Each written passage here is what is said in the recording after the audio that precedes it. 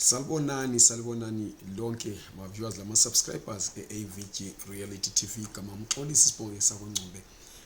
Ngithe angize futhi ngizophendula imibuzo elithe layibuza ngemva kubana sesiposte ama video angu2 abekhuluma ukuthi uMinister weHome Affairs kwele South Africa umnumzana ngithi udokotela uAaron Motsoaledi ekhuluma nge-migration law overhaul, that is a new white paper on international migration ayethule last week.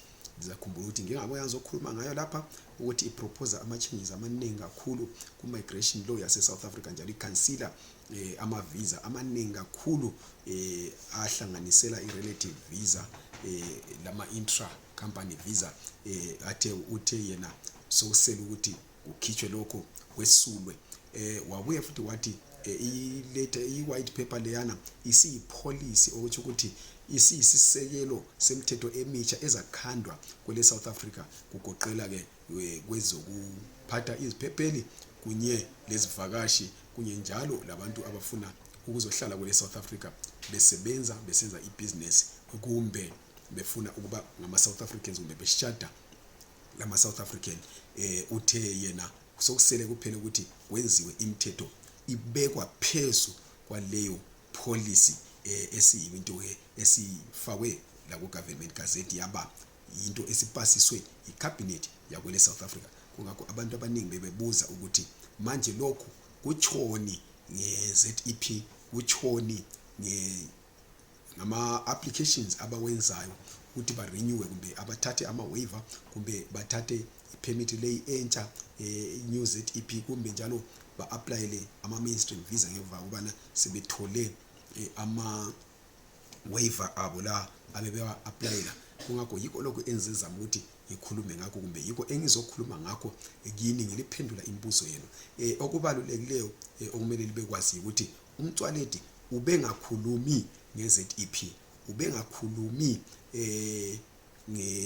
ngama waiver lama permits lawa eliwa applyela mali suka ku ZEP lisiya ku mainstream South African visa kumbe lisiya ku new ZEP. Akukhulumileyo kuphela ongabe kuthinta izinto njengabo ZEP ukuthi ama special dispensation permits azahlala ekhona ephiwa nguhulumende kusiya ngokuthi uminister ubone kubalulekile yini ukuthi aqhutshelwe phambili kumbe a-extendwe or akhitshwe.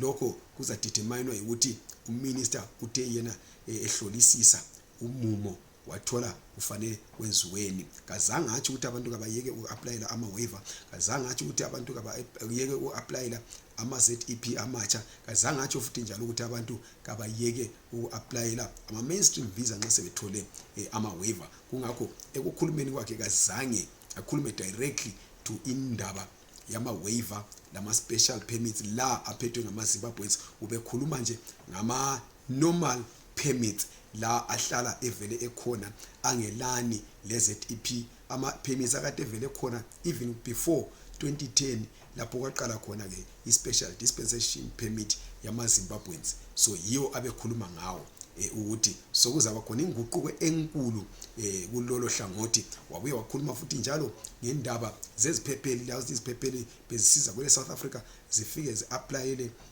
ama asylum seeker permit azenza zihlale lapha zisalinde ukuthi zihanjiswe kuma interviews ukuthi kubonakala ukuthi indaba yazo eziphetheyo indaba ebalulekileyo yini ukuthi zingaphiwa ama refugee documents.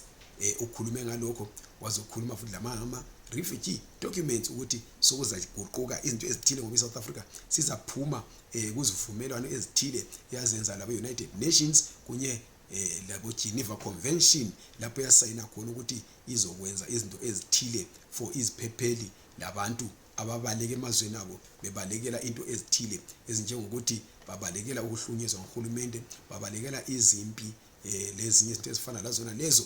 So kuzotshintsha kuzoguquka into eziningi kakhulu lokuthi nxa usuke elizweni lakho weqa amanye amazwe abonakala abizwa ngokuthiwa safe country.